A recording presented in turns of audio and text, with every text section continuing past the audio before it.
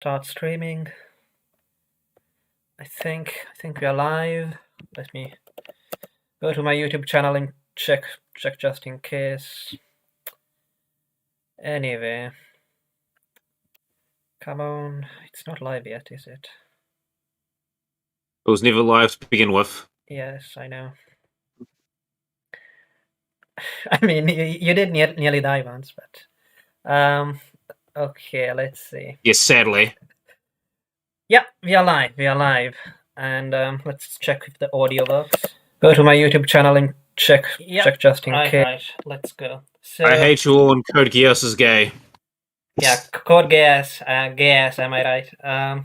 So, I mean, have you looked at those character designs? I mean, Luce does look a bit peculiar. I mean, it's Clamp. What did you expect? Oh yeah, that's right. This was designed by Clamp. I keep on forgetting that. Yes, it was. I am actually not. I actually do like Clamp. I've got like Chobits, all the mongrel Chobits on my bookshelf behind me, and some of their own works. But yeah. So, Yuho, what do you think of Code Geass? I mean, generally, do you like it? Do you dislike it? I don't really like it. I think it's kind of just a rule of cool show. I mean, it's not the worst thing I've ever seen, but yeah, there's a lot of problems with it. Right. Bagandam, did you watch Code Geass back when it came out, or did you come across it later? I watched it probably like 1 or 2 years after I officially discovered anime. When I first watched it, I thought it was pretty cool, but then upon like reflecting upon it, I gave it like a lesser rating. I'm kind of more middle of the road on it. I thought season 1 was average to like it's enjoyable. But like as far as like quality wise it's pretty average. Season 2 is another can of worms. I don't particularly hate Geass. Like it's a very I find it a very like enjoyable show. But if I was to be like put my critic glasses on, definitely has some issues. But other than that, if it has one thing going for it, it gives you a lot of shit to talk about, which we will do in this video.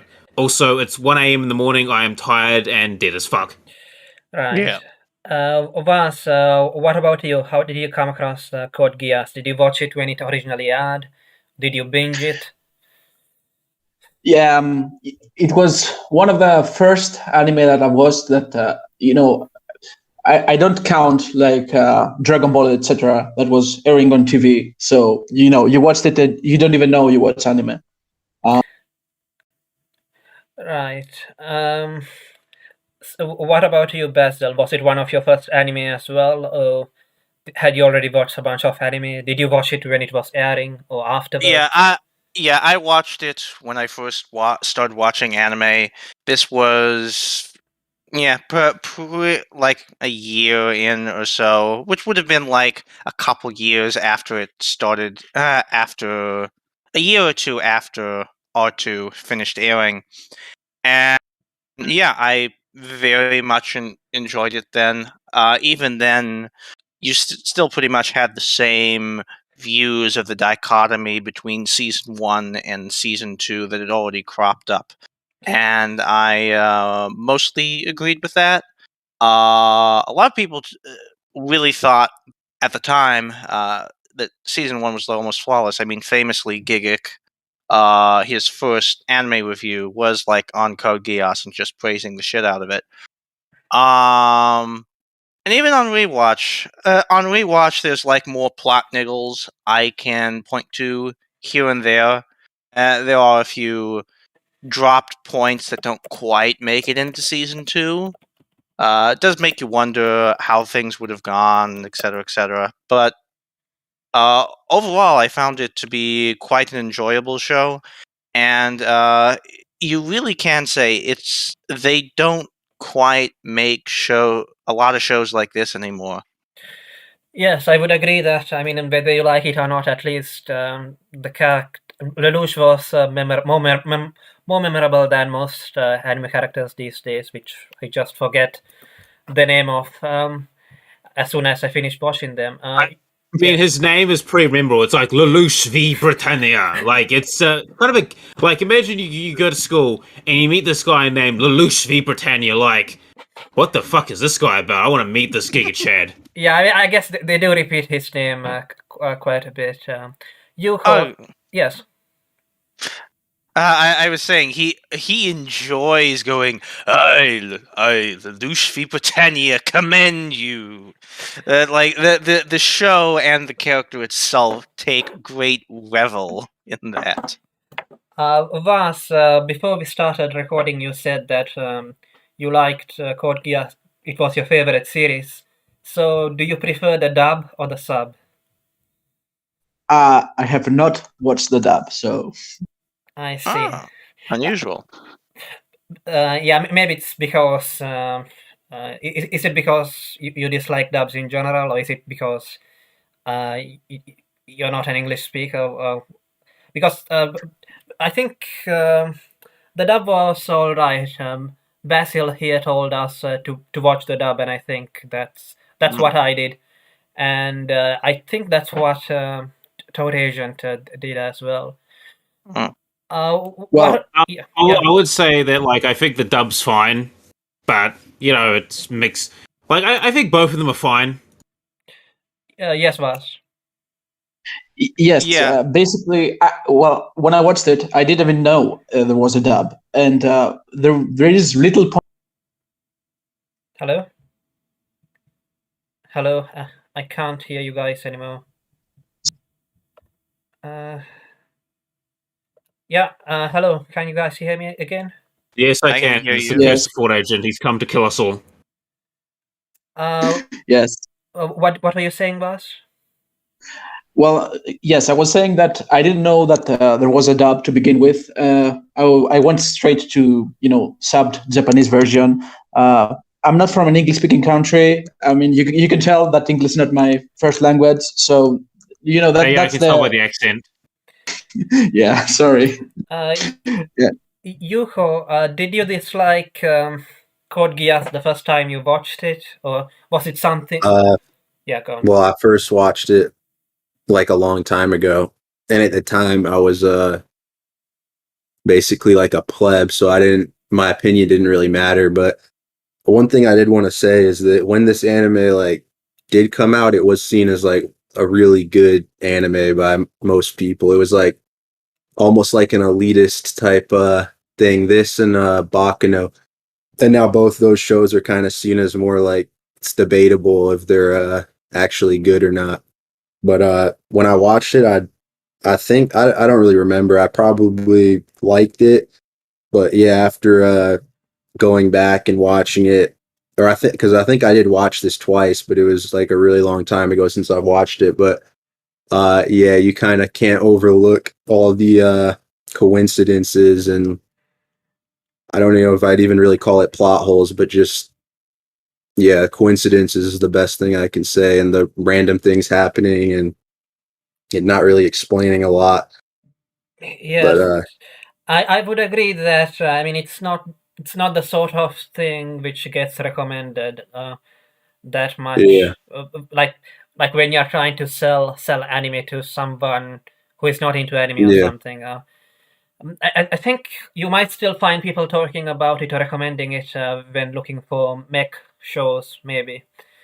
But yeah. Well, most people watch this as their only mecha show, and then because it's easily Digestible. it's easily digestible. Yeah, exactly. Yeah, to be frank, most mecha shows are not super dramatic. That's just the style. Some are, but most aren't. Code Geass is very. I mean, if you look very at some dramatic. of the super robot shit, I mean, some of that stuff is pretty dramatic. Yeah, that's and very fair, hyped. but they haven't made many super robot shows. I know, but I just wanted I to mean- include that, like, you know, if you see some of the old, like, super robot shit or, like, the Getter Robo stuff, I mean, some of that stuff was pretty dramatic and very, like, pumping with testosterone. Oh yeah, Shin Getter Robo is just like watching Hellsing Ultimate, basically. Yeah, fuck it. Yeah. Well, it wasn't like Gundam Seed pretty. I mean, it was pretty dramatic. I mean, at some point, like they drop a nuke on a bunch of bunkers, like Goldman Sachs and such. You can't get more dramatic and on the nose than that. Mhm. In terms of the pretty colors, the animation, Yuko, do you feel that it has aged well, or do you think that right now there's more stuff which looks better, or do you think Um, that was never like a big thing? No. I think it's. I was never a fan of the art style, the animation. I don't really care that much about animation personally.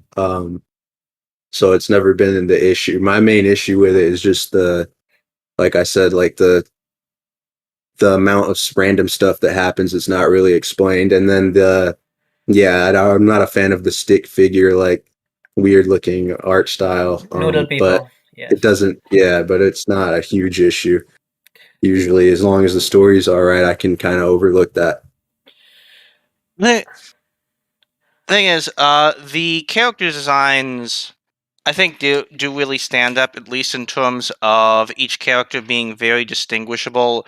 You can just like look at a glance at any one of the characters, almost even just a silhouette, and you can know who they are.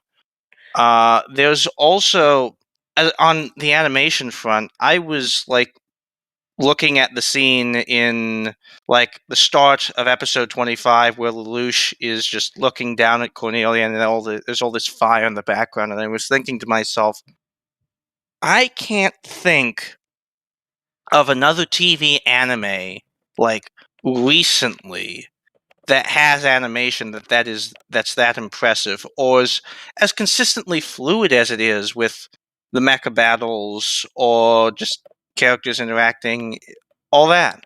I mean, Attack on Titan at certain points, like in the earlier seasons, is like that, but I can't think of another modern anime that is as strong in animation terms and is a TV show. Vast, I think earlier before we started recording, you said that you didn't think that most anime these days is trash. Do you think that that there's new anime coming up which lives up to Code Geass? At- Well, I think the genre of Code Geass has fallen out of fashion. Currently, we are, let's say, in the decade that isekai is king. That's the most popular genre.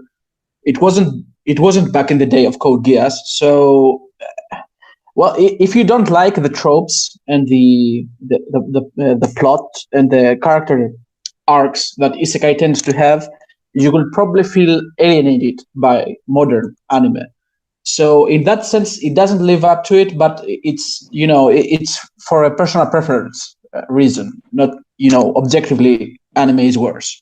Certainly, there is good anime coming out recently. I think I've recently watched like Mushoku Tensei and 86, they were pretty good shows. I mean, they weren't my absolute favorites, but they were hard hitting, and yeah, I don't think most modern anime is like trash, or you can spot a decrease in quality, either narratively or artistically or whatever. I mean, given that you watched 86 and it's a mech show, I guess, how does it compare to Code Geass? It's a more personal story. It doesn't deal with the intense world building and politics that Code Geass does. It isn't the same, it's not in the same genre. It's more militaristic and on the ground and war is hell type of mech anime.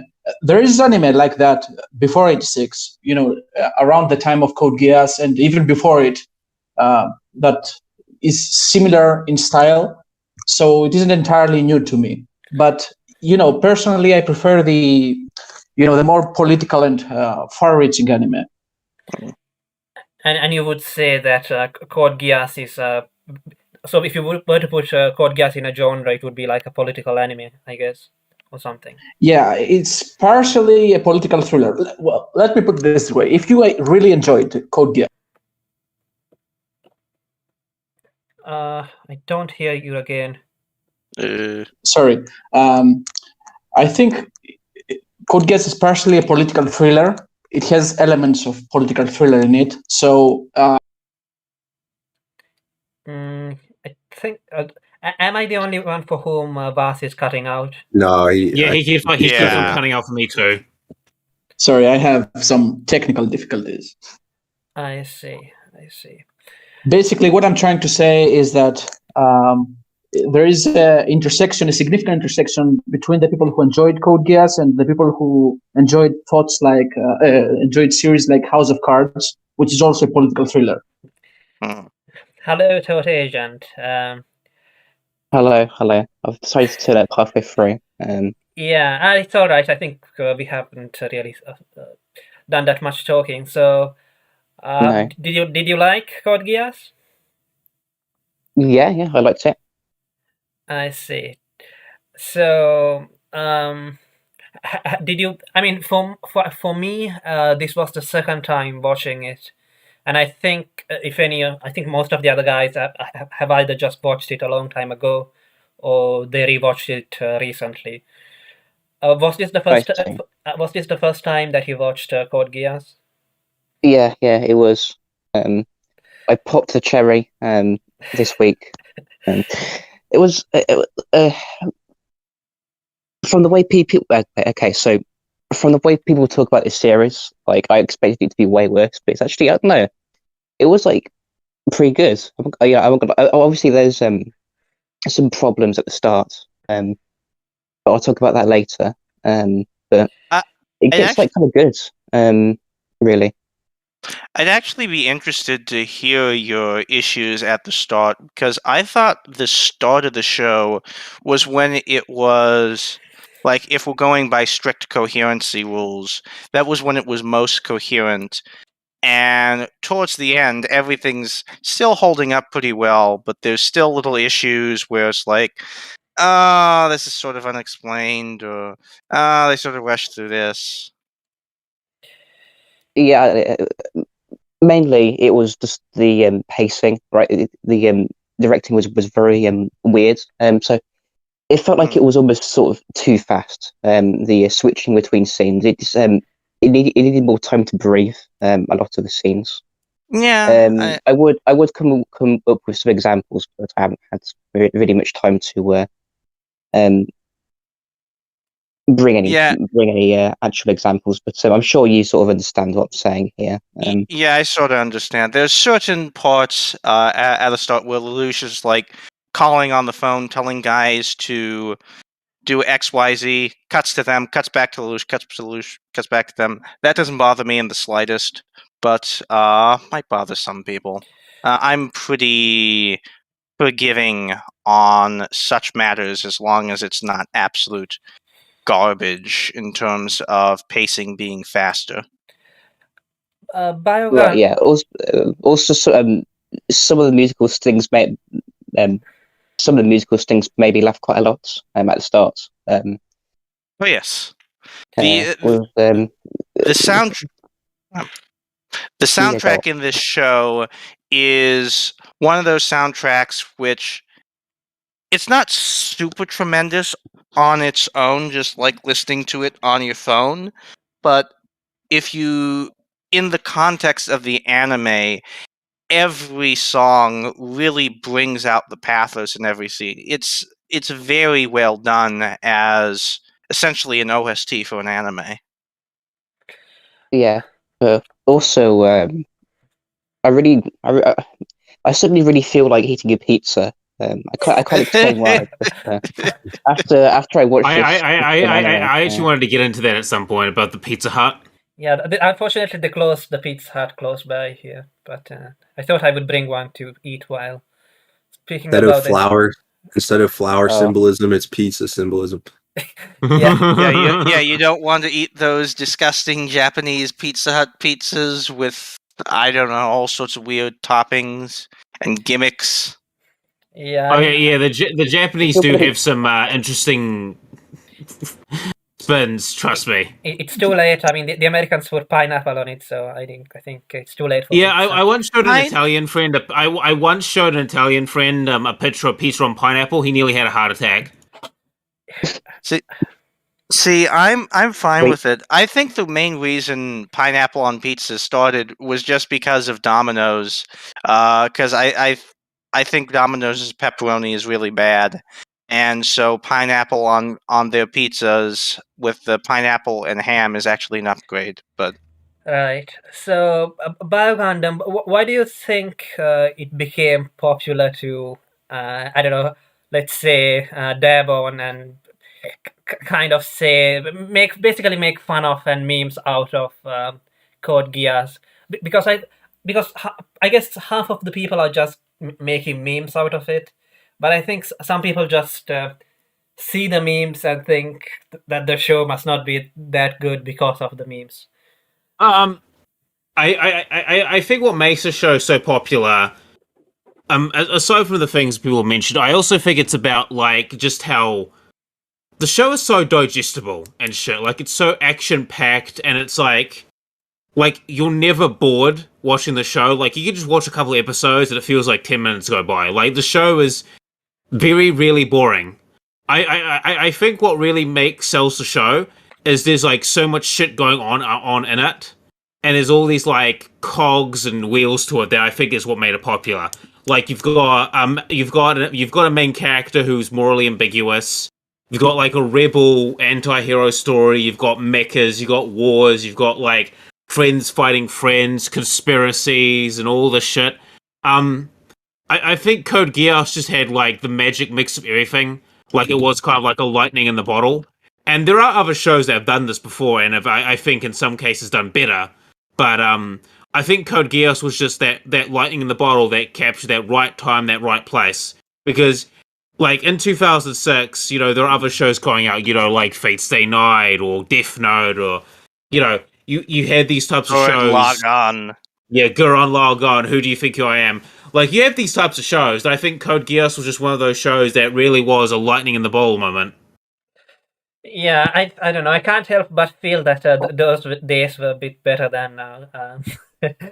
So No. Well, obviously, and also Code Geass is quite memorable as well, but Yeah. but I think at least from like because I didn't watch it when it was hyped. I watched it like after the hype, but even when I watched it, which I would have been like probably 2013, 2014. Like it still had quite a bit of momentum behind it. Like people saying you should watch the show. It's good. It's good. It's good.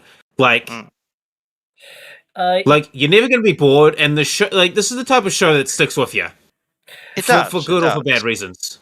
Yuho, uh,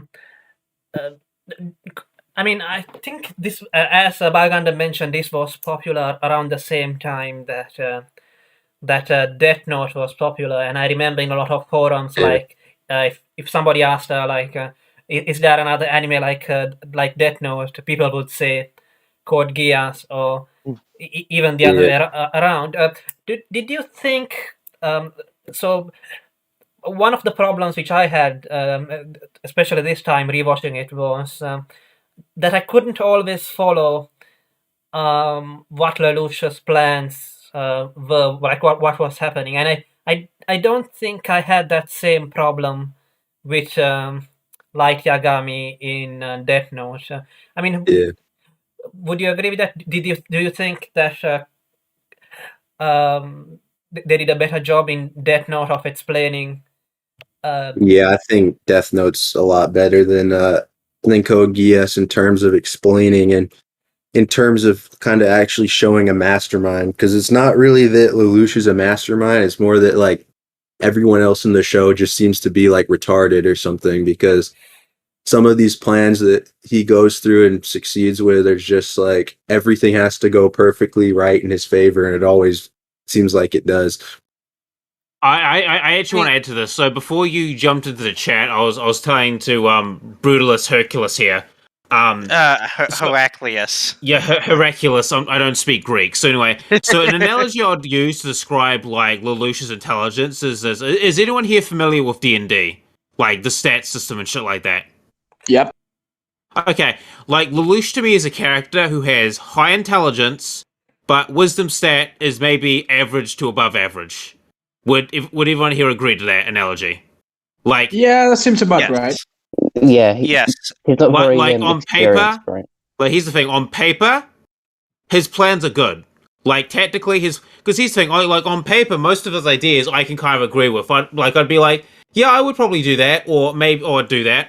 But here's the thing: wisdom or like the practicality of some of these plans is up in the air. Like literally, I mean, like Occam's razor. You know, the most simplest answer is usually the correct one. I mean, that's the same thing with plans. Lelouch Like the more hasn't heard of that.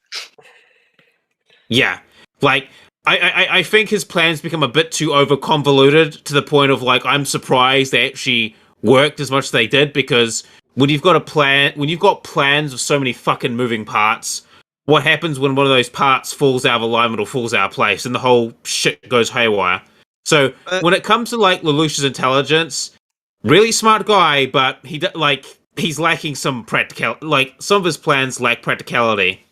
But sometimes that does come to bite him in the ass. Like, you see this most clearly early on, where Cornelia shows up. Lelouch hasn't formed the Black Knights. He hasn't done anything in particular.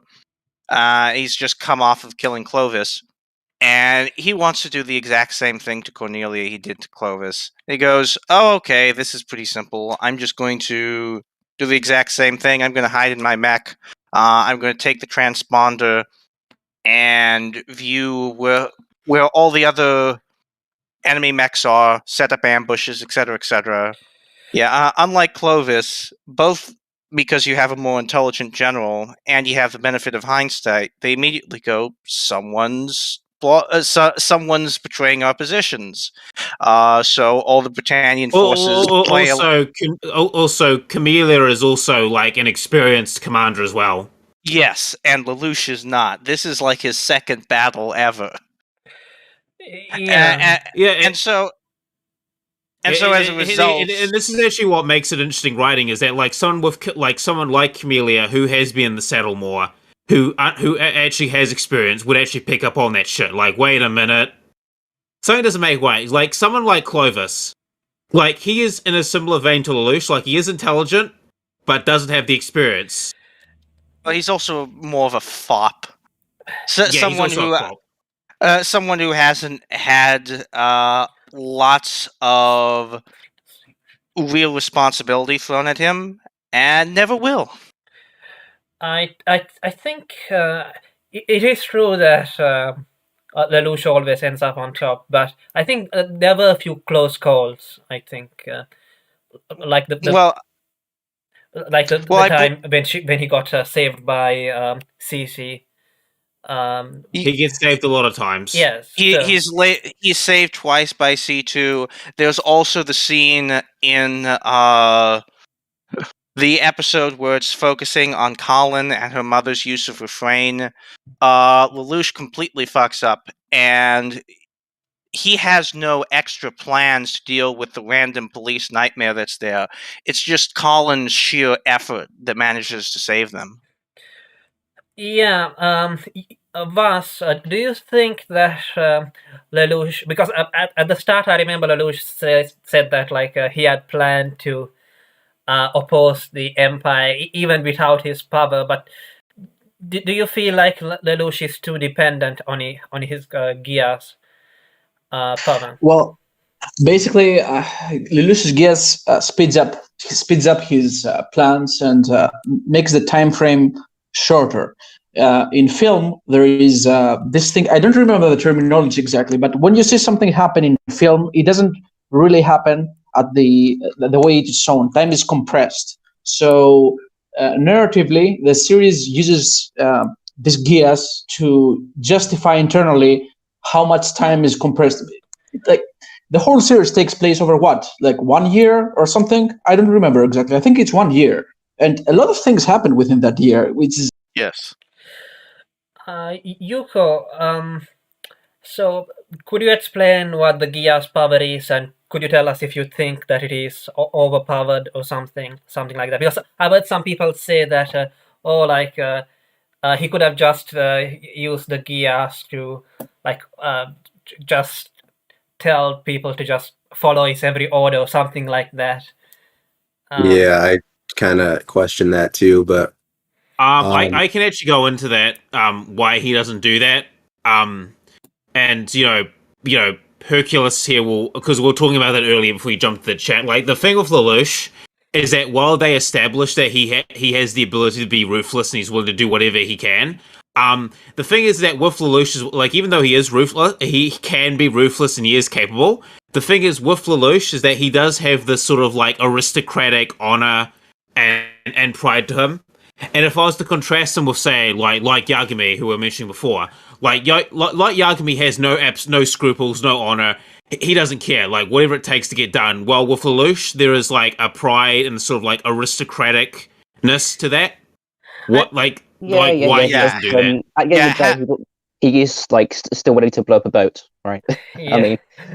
I mean, half the show is devoted to Lelouch going, saying, "I will embark on the path of blood," and then someone, a friend of close to him dies, and he goes, "Oh gosh, what do I do?" And he starts agonizing over it, and and that is something of the run through of the show, is that Lelouch is supposed to be the Cao Cao that's willing to go through with anything at all to achieve victory, but he's a human being, and he has a lot of empathy for his friends and other people like that. And so he's really not willing to just use people that he considers close to him, not even in a tangential way. Whereas Suzaku, he goes on this idea of, I must uphold the rules. I must do everything in my power to just keep peace. And then by the end, he's like, I'm going to kill Zero! And we'll see how he gets completely lost in his own bitterness and desire for revenge by season 2. Right. Yes. So I would say that so like Yagami from Death Note is more of a pure psychopath, whereas here I think that they're trying to make him a bit likable as well. And I'm not sure whether it's because they're trying to make him seem. I mean, his arrogance is aristocratic, yes, but Here's the thing. It's not good traits, but that explains why he doesn't do some of the things he does, because there is that like aristocratic pride that he does have, which also bites him in the ass. I don't think that the reason why he doesn't use some of the people, or why he has qualms about using some of the people around him, that's because of his. Because he's an aristocrat or his pride or something. I think it's just because they're his friends, and or something like that. That's more what I felt like. I kind of thought, sort of nearing the end of the first series, he sort of turns into a villain, right? He gets to a point where he's just destroying the infrastructure of the city. I kind of my problem with Lelouch's character has kind of been his aesthetic, like how his the sort of thin and wiry way his character is designed. I kind of like I like my protagonists to have to have a bit more like meat on them, anyway. So is there really that sort of menacing or heroic? Because at the end of the day, he's sort of this scrawny, sort of very very thin teenager slash young adult, and I can't really take that like very seriously. Even if he's like he's doing all these cool things. Like at the end of the day, it's just like this sort of kid. Yeah, I think you need to be a teenager maybe. Like which sort of makes me think that he sort of makes a much better villain. He has like this red and black cape. He has that mysterious mask and things. Yeah, he just appears out of nowhere. Yeah. In my opinion, he makes a much better villain than like some sort of protagonist. Well, that I, is I mean, what like the way he. the- I mean, he's a pretty proactive, like protagonist, almost like a villain. Because the thing with villains, usually in literature, is that they are usually proactive, and yes. Lelouch is a lot more proactive than most protagonists. Because most protagonists in literature are more reactive. This is in general, but Lelouch is very like proactive as well. Yes, there is a deliberate attempt to set up Lelouch in terms of styling himself, in terms of the outfit he chooses to be stereotypical villain. Whereas Suzaku is literally set up as the knight in shining armor, yet at the same time, Suzaku is fighting for this country that just sort of guns down people whenever it's convenient. Yeah, enslaved his country, took their name and called them Sevens and shit. 11s, yeah. So it's very much setting up this idea of like white is not good, openness is, or traditional virtues are not necessarily always good in the right context. Yeah, And I thought that was that, they like literally open the show by going, sometimes good can come from evil intentions and bad can come from good intentions. yeah, right, yeah. And As for also, speaking on that, like if you look at Suzaku, he's a completely reactive protagonist. He's never actually doing anything. He's just reacting to Yeah. bullshit. Yes. Yeah, as for how this whole Britannian society is set up, it's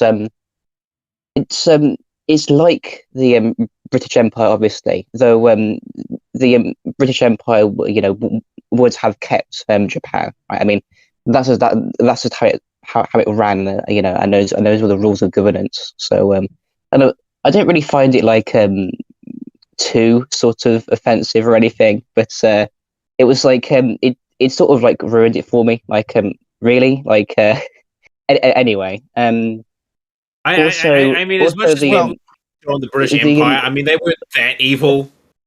I mean, here's the thing. This is not supposed to be our. If you let me interrupt, this is not supposed to be our British Empire. There is like sort of a plot divergent, and if you actually notice in the anime, and they drop this in like just the first season, they mention like Britain stayed an absolutist monarchy. It also lost the Battle of Trafalgar and relocated to America. So there's all these things to show that the Britannian Empire has gone in an entirely different direction from its historical self. Okay, so this isn't the British Empire that was big and then like slowly fell apart because the empire was costing money. This is the empire that just kept on growing. Yes. In fact, in some ways it feels almost Ottoman because of the way, apparently, it's just expected that everyone is going to assassinate one another for the crown. They mentioned that. Yeah, basically. Yeah, sorry. If you look at the the meme political axis, I think there is a form of government called kratocracy, which is literally like rule of the strongest. Basically, Yes. if you can like PvP the monarch and win, you are the king now. And I think this pretty much describes the system of governance that Britannia has in Code Geass, and this is taken advantage of later on. Yes. Yeah. When I was when I was comparing it with the British Empire, I was just I was kind of thinking about how empire actually functions, right? And when you sort of have an empire, if you want stability, you sort of need to give your occupied territories some level of autonomy rather than let's go and enslave the entire population, right? I mean, this sort of never happens unless maybe the population is small and not very advanced.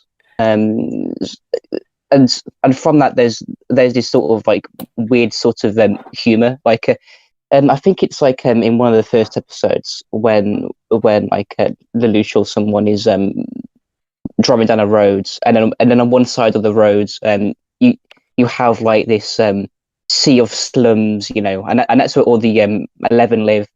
And then on the other side, you have these palaces, this city, and that's when and that's where all the Britannians live. The problem here is that yeah, you can have this apartheid state, but the other thing they say, and what sort of took me out of it, and what made it truly unbelievable to me, is that it then says, oh yeah, it was the 11s that built this all. I mean, what?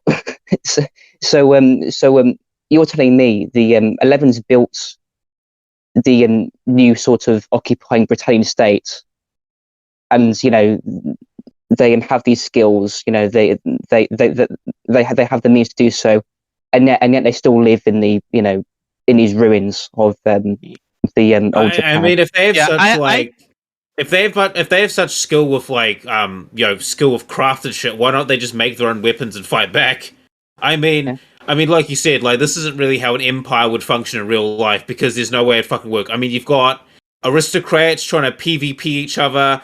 You've got an oppressed minority or majority, whatever, in a country that can apparently build shit. I mean, if it wasn't for the mix, I don't think this empire would actually stay afloat. Yes. Yeah.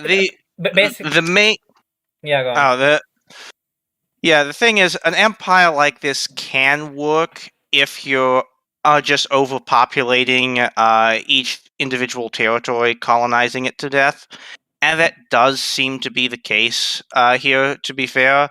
I don't know if there's actually like a legal distinction of Japanese can't settle here. It seems to more be, my impression was it's just that most Japanese are poor, and so they have to live in the slums. The other thing to note is, while watching this like recently, I noticed a little bit more. The show has, by nature, just a very standard liberal view of things. Like, Yes. when the show, when Lelouch and his people get to the point where they're actually thinking about, okay, we can build our own nation, there is no thought, or like when Euphemia proposes this nation that would be under Britannia, there's no thought of, say, well, we want a country for the Japanese. We don't necessarily trust Britannians or anything like that. No, it's entirely, we just want equality, yada yada. The show does sort of show like the nature of how competing nationalist movements like will end up like having just ethnic strife and just ethnic killings between one another. You see a little bit of that in Lelouch's final act, where some people come around and they try and beat up Valletta just because she's Britannian, but she's regained her memories. So it's slightly touched on, but it's very strange that Japanese nationalists like Todo, etc., there's not even a word out of their mouth saying, well, we want a state of Japan. We don't want whatever. We don't want to live in harmony with these Britannians. We want the Britannians to leave. Yeah, I mean, I'm actually surprised, like, because reading what I know about Japan and shit, and the fact they just got conquered and shit, I'm surprised there's not even more nationalist groups. I mean, they all live in the fucking slums and shit. And they're probably thinking, man, Japan was great back 20 years ago when we didn't have all these nun-bun foreign gaijing around trying to conquer us.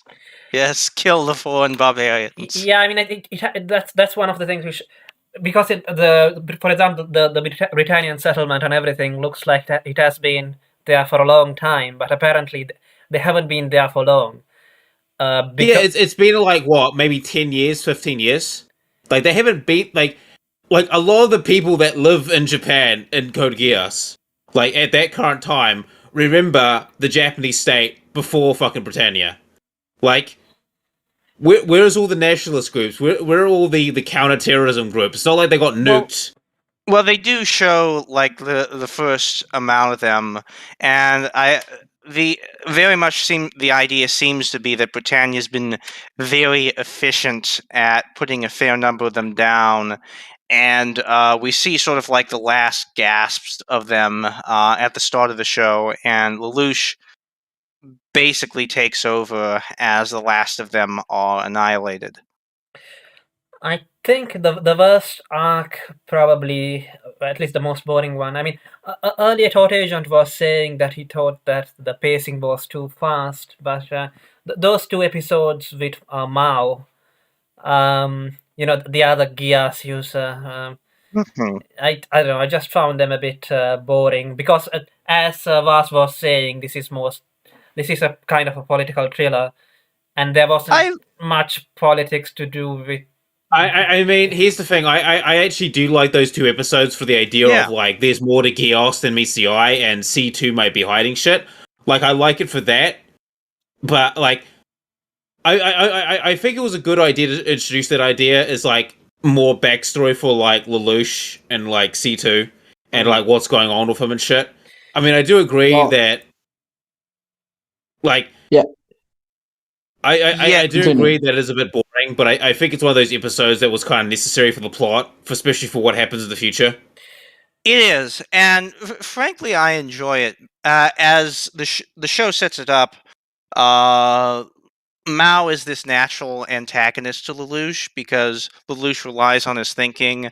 Mao's powers completely subvert it, albeit Lelouch usually finds. Like, first time he beats him, just C2 comes out of nowhere to save him. Second and third time he does legit outsmart Mao, but often in very clever ways. Yeah, I think he also had a very silly outfit. Yeah. As did Cornelia a little bit. I really love the scene where Mao starts interrogating Suzaku and all this, and Lelouch is so pissed off by him hurting his friend like this. He goes, "Mao, never speak again." And there's this rising music. He goes, "Ah, ah, ah, ah, ah, ah." It's great. Yeah. I really like. I like. Oh God, I can't speak anymore. I like the cat episodes where Oh yeah, the fucking cat episode. I found it kind of boring but funny at the same time.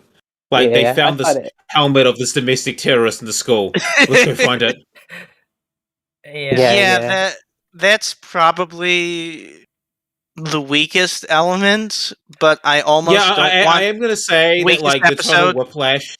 The tonal whiplash, and this is especially like with season 2, like there is a bit of this tonal whiplash. I mean, I get why they'd want to showcase what Lelouch does when he's not being like domestic terrorist man, but at the same time, there is quite a bit of whiplash to it. Yeah. Well, it's funny. It's funny that you say that because, as it so happened, I mean, this is one of the biggest criticisms of Code Geass. Like for the record, you're not, it's not an unpopular take for sure. There is a movie that is based on Code Geass. It has been compiled in 3, anime films. Yes, I'm very aware of the movies, and they changed some things as well. Yes. Yes, they have basically none of the school interaction parts of Code Geass, and in my opinion, or at least I have seen it with a few people who haven't watched Code Geass in general, and it's pretty bad. It's like one of the worst things I've ever seen. The school activities or the socialization provides some human context in the the carnage that is going on. Yeah, we get that. It's just, I get that, but also there's massive tonal whiplash as well. Like it doesn't do a good job of balancing it. See, I don't mind it as much because this show at least has the decency to segregate that stuff. If it's going to have wacky school hijinks, it's a wacky school hijinks scene or a wacky school hijinks episode. It doesn't try to throw dramatic things in there while you're doing the school hijinks. But yeah, so some of it, the Lelouch nearly undone by cat episode is a little over the top, but I almost don't want it to go just because of the memes. I mean, Oh yeah, no. it's I very would definitely meme keep it worthy. in.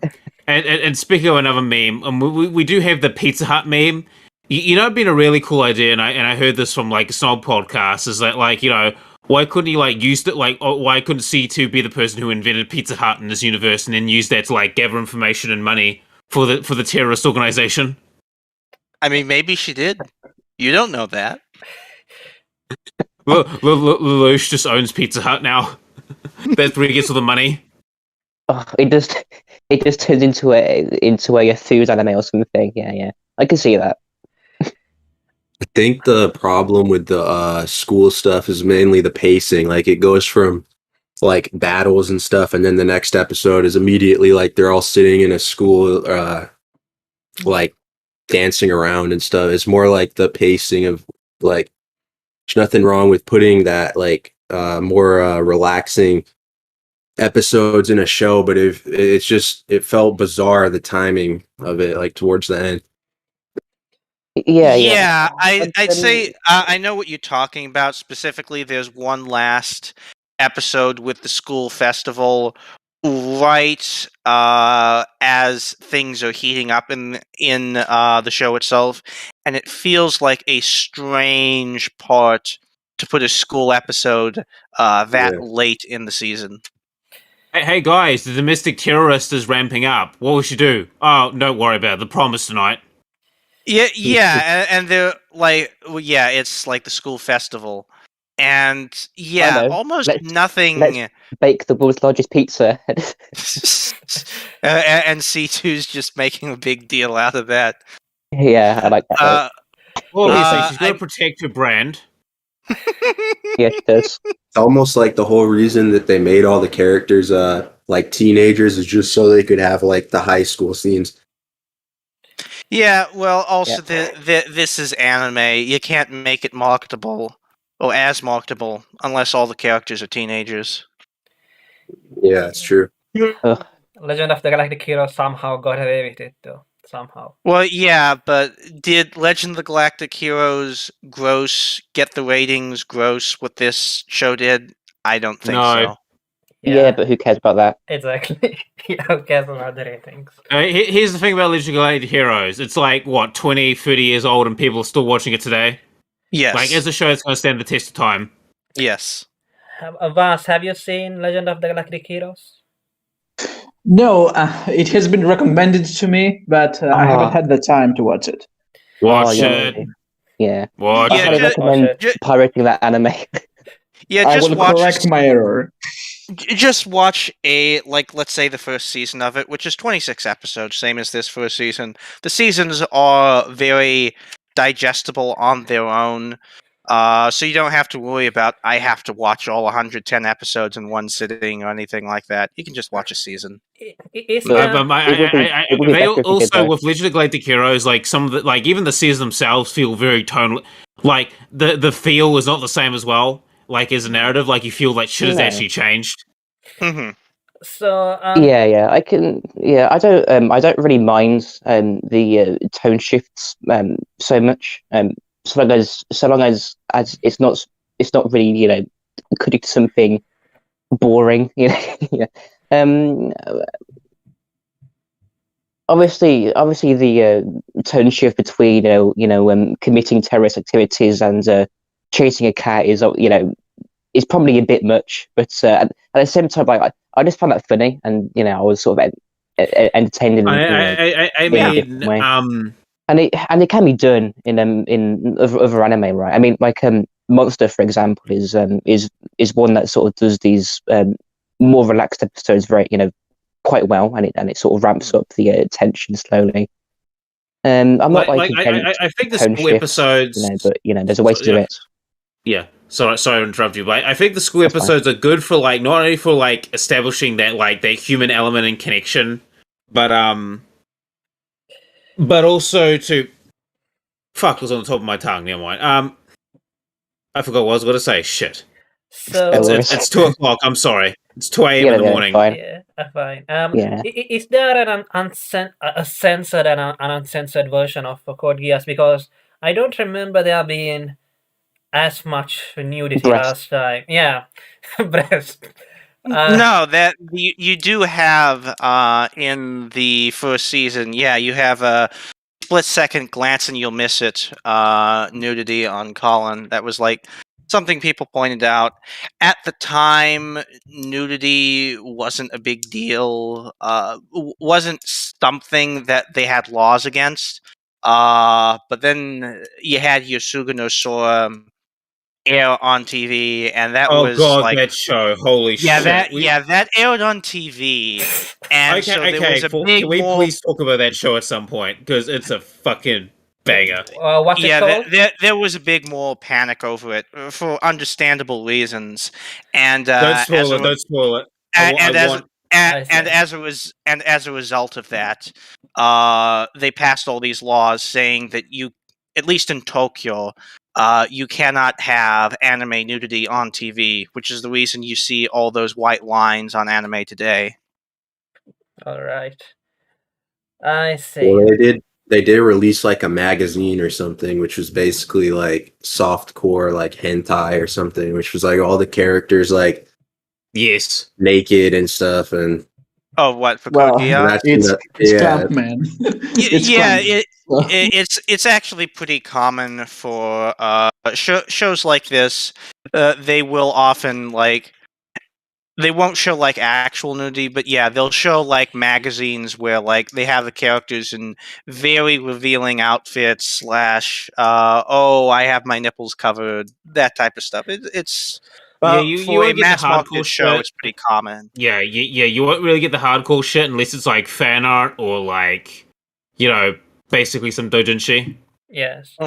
Yeah, I'm not gonna lie. What's her name? Valletta New is like pretty stacked. But anyway, let's continue. Oh, a lot of like Cornelia's pretty stacked too, if we're talking that. Yeah. Okay. All right, moving on. Yeah. So, was there a reason for Lelouch to lose control of his gears when talking to Euphemia? Because I don't know, it just seemed like a big coincidence to me that like it just happened to he just happened to lose his control over the gears right at that key moment leading to that mess. Yes. Well, the whole plot is a huge coincidence. So, I mean, if you're going to talk about coincidences, well, this has been mentioned, of course, already in this podcast. So, you don't watch Code Geass because you want a realistic or, a realistic plot or a series of events, certainly. Yes. We are live. Yes, Husky. hey, What okay. is it, Husky? Check this out. We bought balloons for my sister's birthday, and apparently they have helium.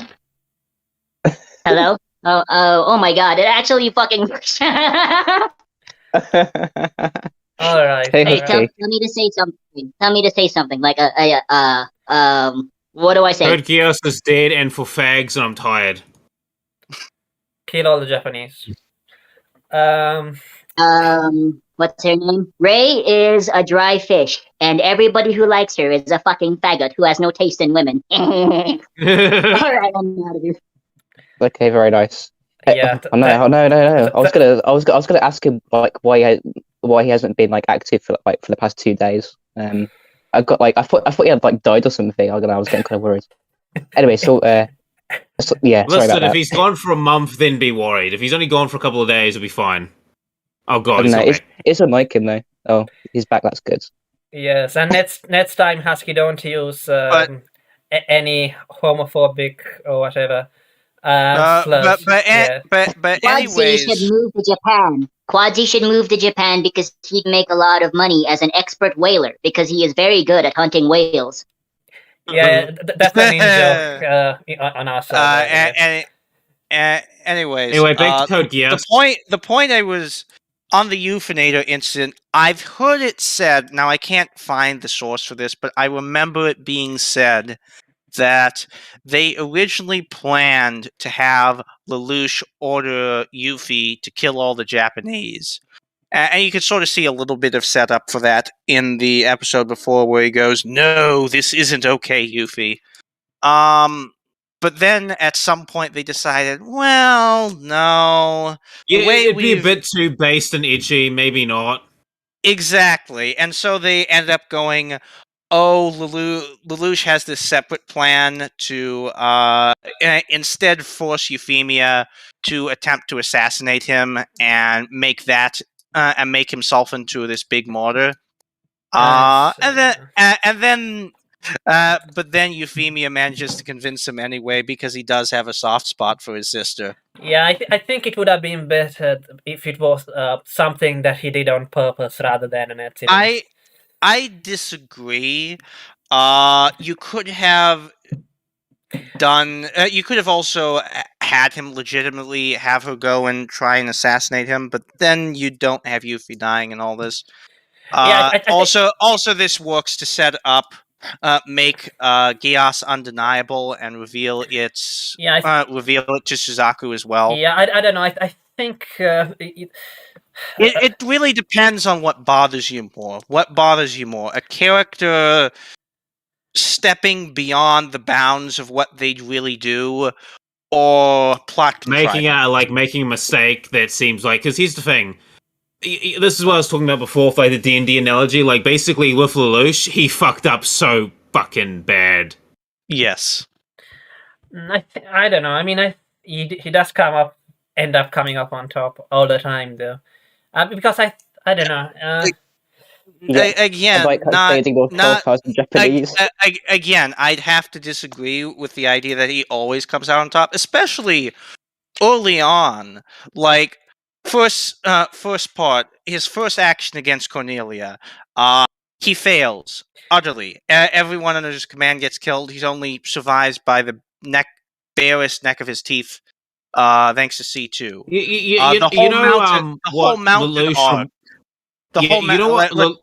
Let me just finish. The whole mountain arc, he does. His whole plan is to assassinate Cornelia.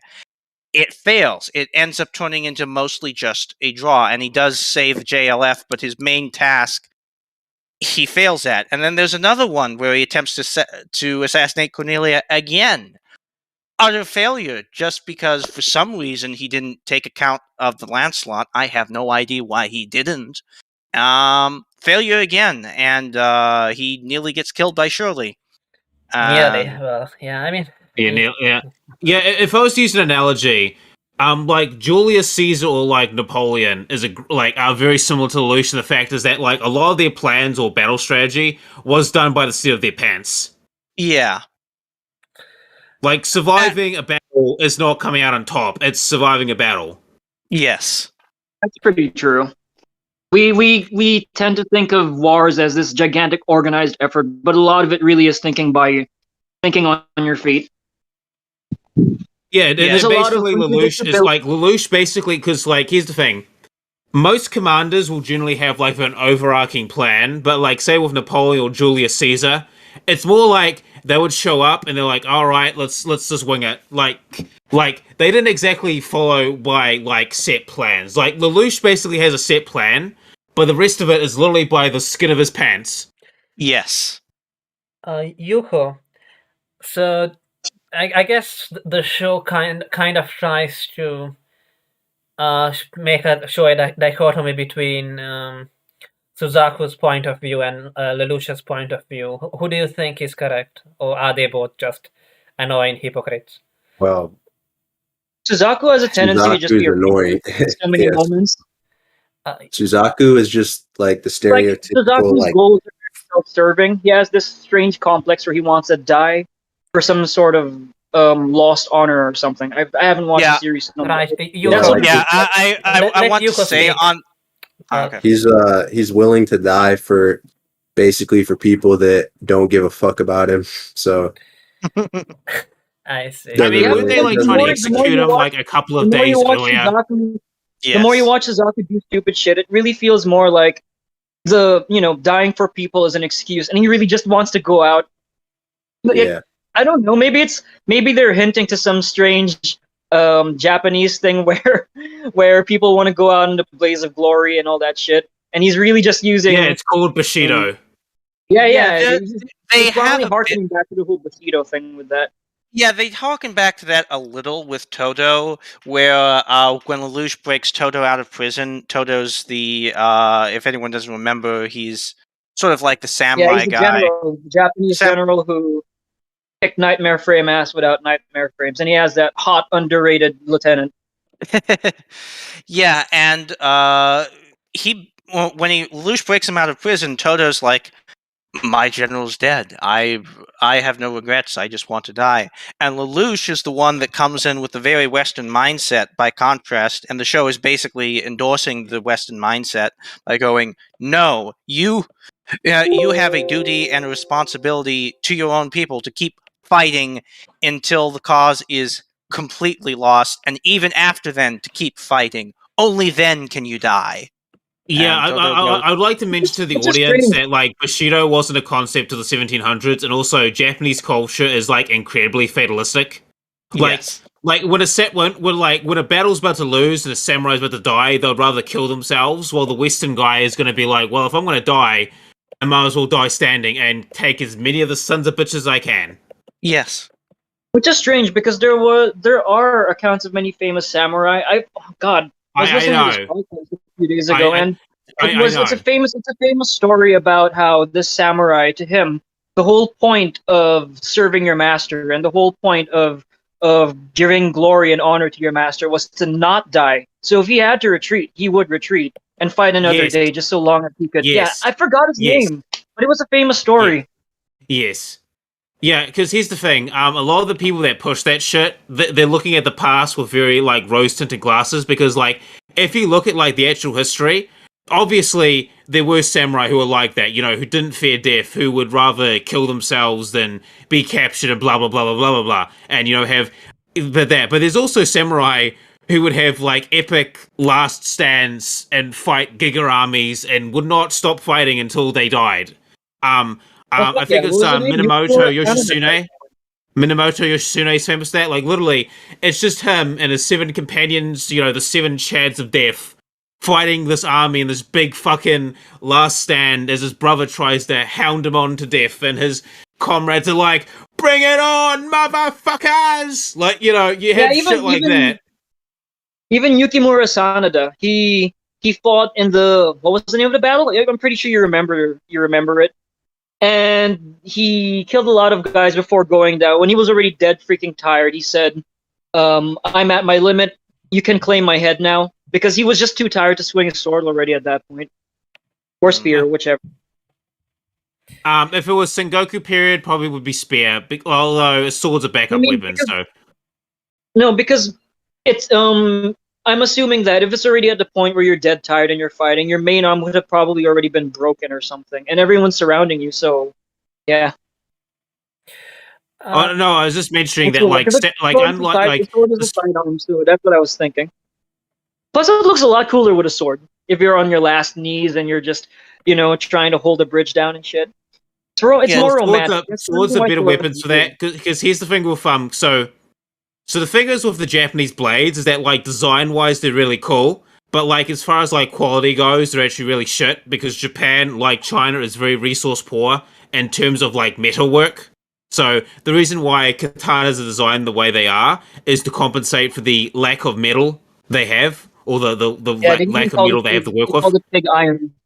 Yeah, pig iron. Right, and also the thing is that, like, katanas and Geass. wakizashis were used as backup weapons, because basically in Sengoku era Japan, if you had to use your sword, that means that things have gone horribly wrong, because pole arms and bowmen were king, and then guns during the late Sengoku. Yeah, okay. Yeah, and when Yukimura Sanada was on his last legs, everything went horribly wrong. That's why he was dead. That's what happens when you are a badass and you're, like, slaying armies like samurai warrior style, like getting combos. Okay, bro, to get back on no doubt. the matter... I have no fucking doubt in my mind. I have no doubt in my mind. There were actually historical figures who were doing that Samurai Warriors, Dynasty Warriors shit, where they were killing people by the swaths. Okay, Okay. We have to get back to Code Geass. We are not talking about the Sengoku. No, Okay, we are Husky, now. please stop. Please stop. I do want to go to Code Geass. Don't get me started, because I will go on for hours. Yeah, I could go on forever with you too. So, Okay. I found a pretty cool thing about the Sengoku period. You guys want to hear about it? No. No. No. To get back on Suzaku, he is definitely. I think the show partially wants you to feel sympathetic, partially out of this idea of, well, no one should take a life, yada yada. But most people don't have that insane Japanese pacifistic view. Most people are like Lelouch, where they go, hey, if the injustice is hard enough, and in this case it is, most things are on the table. And Suzaku definitely. It's sometimes hard to relate to Suzaku a little. Admittedly, Suzaku does not know that there is just mass killings of the people that just get in Britannia's way. He doesn't tend to directly see such things, and of course, the media covers such things up. Is Britannia basically the Nazis, though? At this point, No, there are parts that are based off of the Nazis. Like there's like they have this hard racial distinction view in terms of, oh, he was 1/8 11, which was pretty unique to the Nazis. That really no other empire really had such views. Race was generally thought in a lot more general and spiritual terms. Yeah, the only part that's not really like Nazi-esque with Britannia is the mass killings, because we all know that's obviously not true. The Nazis did not. No, on YouTube. We don't want we disavow. Yeah, this is just Husky. So I mean, oh my god, the subversive. Yeah, this I'm sorry. Let me correct myself. They didn't commit mass killings of human beings. Yeah, the thing of the thing with regards to Britannia is they do seem to have a policy of they let the people live there, but their national policy seems to be to take over a place and outpopulate it with their own colonizers, which does sort of make you wonder how Britannia has that birth rate. Like, do they just have this insane warrior culture that's like causing mothers to pump out like 6 babies? Do they have like a TFR of 6? I don't know. Yeah. There was a thing I was actually kind of wondering, like how quickly they're able to take over Japan. Because like Japan's a very I think Japan's like Japan is like Japan's has got a shit ton of people, like more than my country. Like and because Japan, New Zealand are like similar sizes. My country. Yeah, 100 million people. That's a lot of people, and admittedly, alternate. Yeah, in my country, New Zealand is like what, 5 million? Huh? Anyway, Vas, what were you going to say earlier, Vas? Yes. Basically, well, I don't think any of this is intentional. This is like what I'm about to say. I think what the writing staff was going for the most evil possible empire they can think of, and the parallels to real life stuff is like accidental. But yes, there is. If you look into what happened in Zanzibar, for example, I mean that was that happened in real life. Just let me. There was like genocidal slavery, like working people legitimately to death. I mean, Africa is literally the PvP zone of the world, dude. Like, I've heard stories from like South Africa. It's pretty fucked. Oh, yeah, it's really bad. And on the Suzaku stuff, I mean, Suzaku is suicidal, like straight up. But he's very straight up suicidal. Yeah, it that, isn't because I just want to quickly speak. point. Come on. Okay. okay, yeah, sorry. It isn't because he just said, "This is so weird, bro." He literally killed his father as a child, and Yes. this traumatized him. And the reason he doesn't he doesn't want to kill himself exactly. He wants to die for a cause, and he Yes. sees that as penance for his sin that he has committed. And obviously, you can watch the series and say that was stupid. No one acts like that. Yeah, but no one killed his father when they were 7 years old or something. No, Yeah, I don't.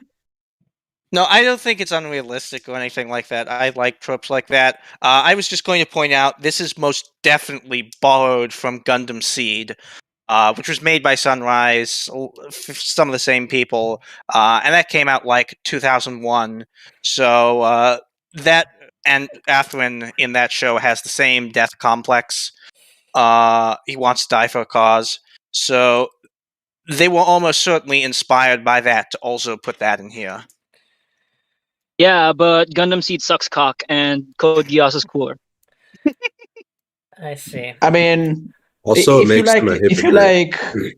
if you like incest, they're both pretty good though. Yeah, No wonder the dissident right hate us so much. yeah. Let's be disavow. So Yeah, let them see if cope and dilate anyway. um, Yeah, another yeah, go on, Toad Agents. Yeah, I don't. Yeah, I haven't spoken about that yet. About this yet, but sort of like, I don't really care who wins. Like in this anime, like on the one hand, you know, I can get behind a separatist movement, you know, as sort of embodied by Lelouch, and then on the other hand, like I don't know, Britannia is, you know, it. You despite all its sort of all its faults, it is like kind of based though. I mean, like there was sort of at the start of the series where the Emperor is going on a sort of this tirade. I mean, you know, I'm not going to say I agreed with everything he said, but I kind of did agree with everything he said, and this was like supposed to be like this. Well, you know, this was supposed to show that, you know, he was this sort of awful anti-egalitarian figure. Yeah, and But he says really, inequality is not wrong. Equality is. exactly right, which is something, you know, which is a sentiment I do, you know, I agree with. I don't know about you guys, but Yeah, of course. that's just me. Yeah, Also, naturally. you know, also a lot You know, of the just clicked to characters me is that Britannia would be or like the the academic agent's ideal anime empire. yes, true. Additionally, like a lot of the characters sort of fighting for Britannia are actually like very likable, right? Yes, that you know, is one. Yeah, go on. ahead. That's one of the things I appreciate is that the Britannians, they do very much so. While the Britannians are ruthless oftentimes, there's a lot of virtue in them. Cornelia and all the men under her are all like very good commanders. They trust one another. That's actually something of a counterplay. Is like while Lelouch keeps everyone at arm's length, Cornelia and the rest of them, there's this very tight bond between her and her people. And they're really lucky to. And since you mentioned that, I'll go on the thing I wanted to say is like one of the failings of Lelouch as a commander is that like he never really gets close to his subordinates, and I was talking about this like before, where before pre-chat is that like the subordinates that he has, while they have talented and qualities that are useful, they are more loyal to like the idea than like Lelouch personally, and I think this is one of his failings as a commander, as a leader of a terrorist organization, is that the people that he has under his command are more loyal to like the idea he represents than like the actual person. Yeah, and this is partially out of natural paranoia. Right? He had to be Zero. He couldn't be Lelouch. Yes, he could not have. He never could. Okay, let me clarify. I'm going to have to clarify this again. To be personally loyal to Zero, not the idea that he represents, because if you get like, because here's the thing: if they were personally loyal to Zero, some of the shit from season 2 probably would have never fucking happened. Yeah, you see, They and they build this up well. Like there's like in episode 11 or whatever, Ogi says like, "I don't think Lelouch sees people as pawns. His rage is real." And then like in the last episode of season 1, he just goes, "Oh, where's Nonali? I can think about Ogi's replacement later." Even though Ogi has been with him the whole time, Lelouch never builds that camaraderie, not much with his people.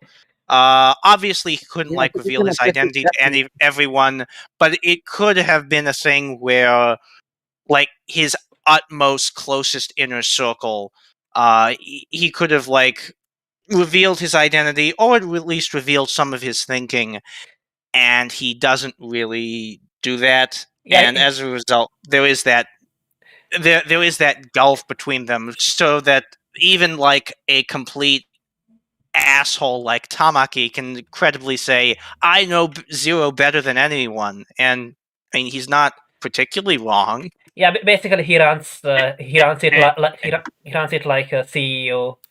And Yes. Yeah, and the thing I want to make it, and if you contrast with, say, Legends of Galactic heroes like Reinhardt or Yang Li, not only are the people under them loyal to the idea, but there's also like a lot of personal loyalty there as well. Like some of these guys are willing to die for Yang Li or Reinhardt.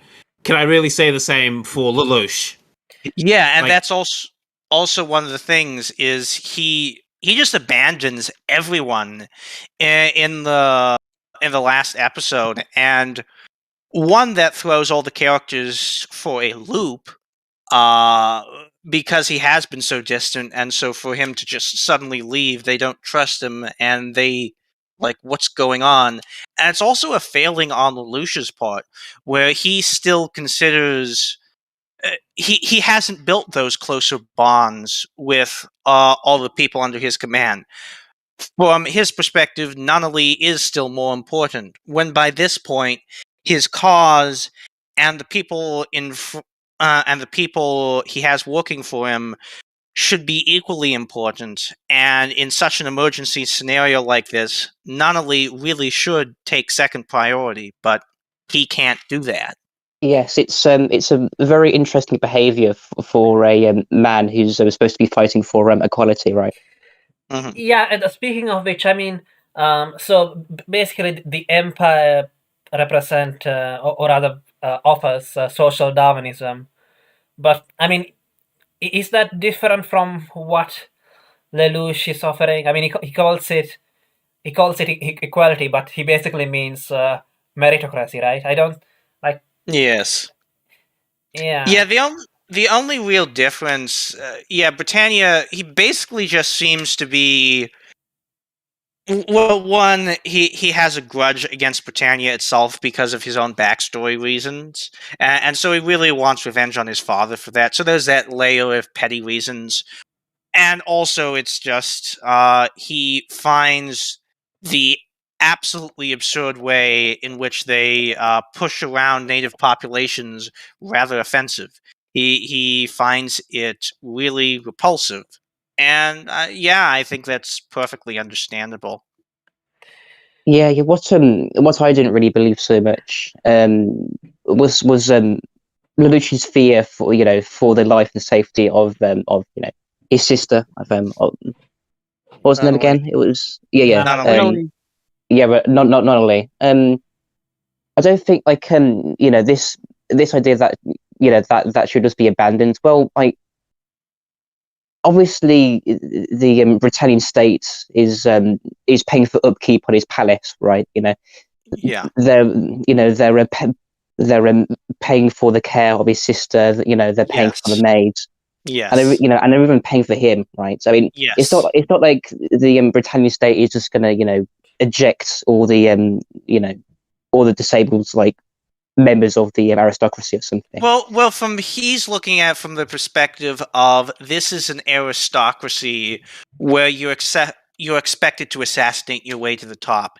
It's possible after Charles dies, some new person will come to the throne, and they'll look through all the records and they'll go, hey, there's this unfinished business over here. Let's take care of that. No possible pretenders. Yeah, fair enough. Yeah. Yeah, I guess so. Yeah, that was a kind of a question I had too. Like, why couldn't he just? I mean, he just wanted to live with Nanali, so why not just continue the way? Oh, that's what he tells himself. That's what he tells himself. Lelouch temperamentally is the guy. He wants to do something grand. He wants to do something epic. He is not satisfied with the status quo. He can appreciate the quiet life, but he is not personally satisfied with just living that way. But it's not just Lelouch that says that. It's even the narrator. Like in those segments, I think at the end of one episode, like the narrator was saying, "Oh, like look at all this destruction caused by just this small desire for like a homely happiness or something." But you don't buy that, either. You think? I mean, that might be his. That might be his initial reason for being. And to be fair, there is that uncertainty there, where unless it's sort of like with any exiled royal, there's always that danger that you're going to end up getting assassinated because you're inconvenient. And so there is a very real fear in that capacity. But Lelouch is clearly motivated for both by own personal ideological reasons and by temperament. He is a person that does not like to let these things just simmer. Like, they establish this in show by having him be the one who, over and over again, when something goes wrong, he wants to personally help. When he's not doing that, he puts on an air of not wishing to do anything about of caring about nothing in the world, but in reality, he cares a great deal, and he deeply wants to change things. He even tells C2 that before you gave me Geass, it was like I was just going through the motions, a life without living. I don't want to go back to that. So Lelouch very much is this character. He already wanted to become a revolutionary. He just was going to do it a lot more gradually. Geass let him start doing it immediately, and just temperamentally, that's who he is. This is the type of guy. I mean, he's like Napoleon, if we're going to go back to that. This is the type of guy that sees himself in a grand capacity and wants to act in a grand capacity, and he's going to find a way to do that, no matter where he is. Did we see any plans which he made before getting? Because he did claim that even if he didn't get the Geass, he was going to do something. But we really don't. My impression is that his idea was to just was to essentially slowly work his way up in the world. Like, essentially, whatever he would have started would have been by the time he was a middle-aged guy. Yeah. By the way, Yuho and Vas, I should have said this earlier, but feel free to interrupt us if you have anything to add. All right. Yeah, it's okay. Listen. So, man, could you imagine if Osama bin Laden had the Geass? Like, I mean, how would things change? Holy shit! If it comes out that Osama bin Laden was doing all this for his crippled sister, then that would be so fucking epic. Just imagine if he had a mask the whole time. Like, we never knew Osama bin Laden's face. He was wearing this mask the whole time. He'd be like, "I am Osama bin Laden," and then so mysterious. So cool. The Black Knights are basically the Taliban, if you want to put it that way. Yeah, they are. So, hey, the Taliban means student. Yeah. So, oh my god, exposed. I know. So, Yuho, one of the criticisms which I have heard against Code Geass is that a lot of the problems are solved by one side or the other getting a more powerful mech. So it just becomes this. Yeah, that is kind of true. One thing, you can keep going though. You wanted to ask me something. No, keep going. Well, one thing I wanted to say that I thought was weird was the scene where what was her name? Colin was taking a shower or something, and then she didn't want Lelouch to leave the room because she suspected him of being Zero, and he played the phone rang, and it was like a pre-recorded phone call, and he just happened to know the exact time when she was going to answer the phone, and it just happened to respond correctly to everything, and he used the Geass on one of the maids or something. So like I just it was like too perfect to the point where it was just like annoying. I mean, he could have set it up.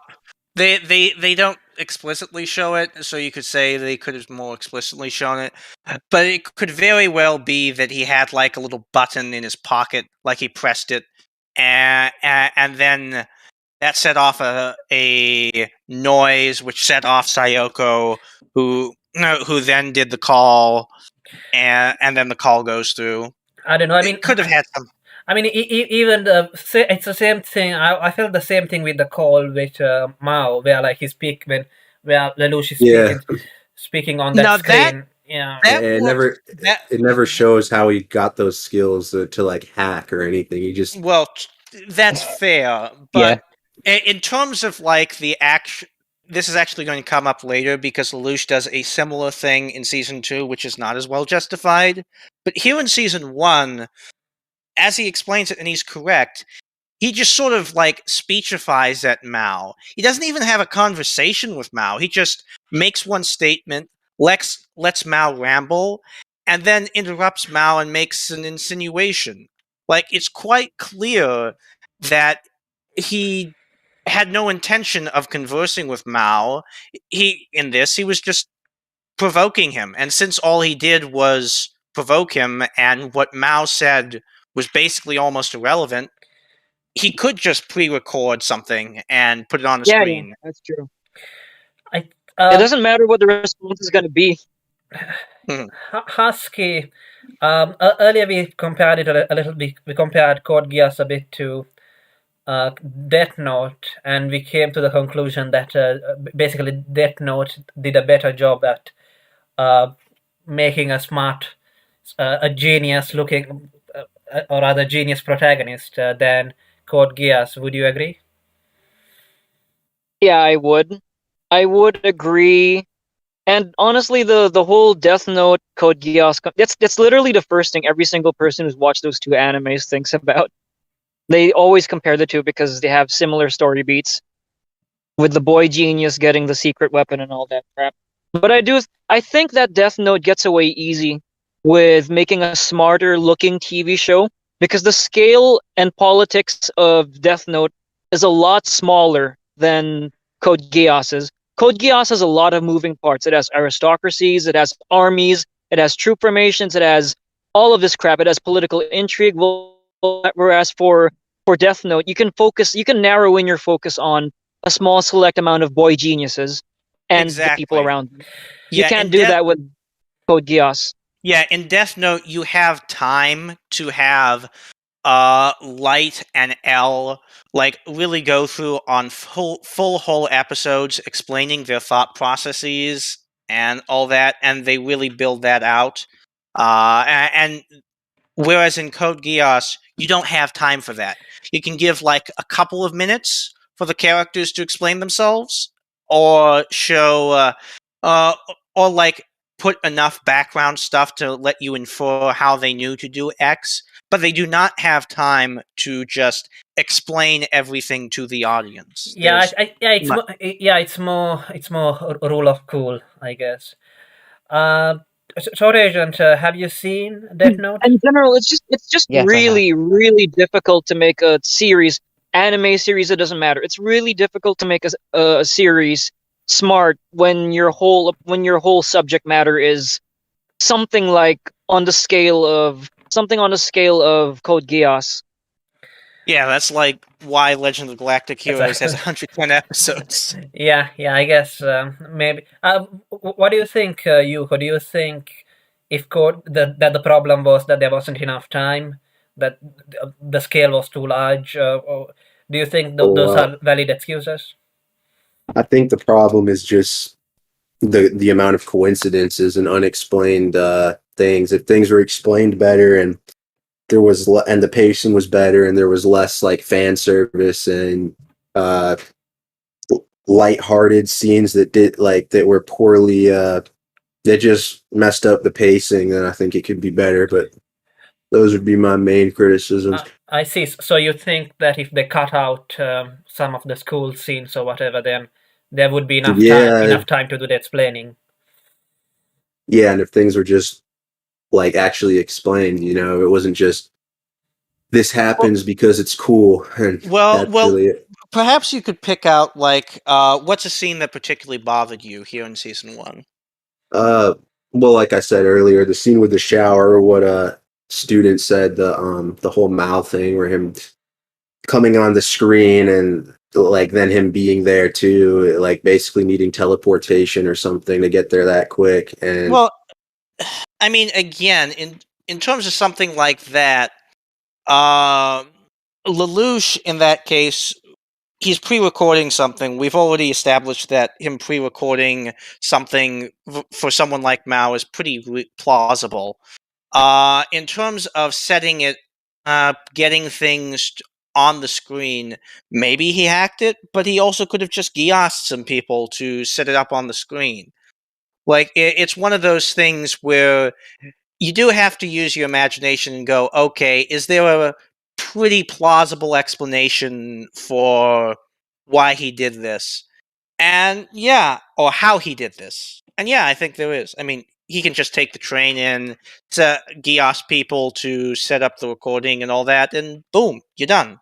I mean, he already Geassed some people for this. Yeah, this whole recording thing did sort of make me chuckle a bit, because I sort of get what you mean. Yeah, like you can quite easily use your imagination to how he would do it, but none of it's ever really even suggested about how his plan would have came together. So it's quite. Imagine if Richard Spencer got the Geass. Oh okay, gosh! Enough. Stop bed posting. It's quite disorientating, right? I mean, when it sort of gets revealed, oh yeah, that was just a pre-recorded. It sort of seems like something Lelouch just sort of spontaneously pulled out of his arse, basically. It did sort of take me a bit out of it, but at the same time, it sort of made me laugh. To be fair, that is something the show particularly goes for. Like, it doesn't want you to follow all of Lelouch's plans. It sort of wants Lelouch's plans to sometimes be a surprise to the audience as much as it is to the characters that get caught up in it.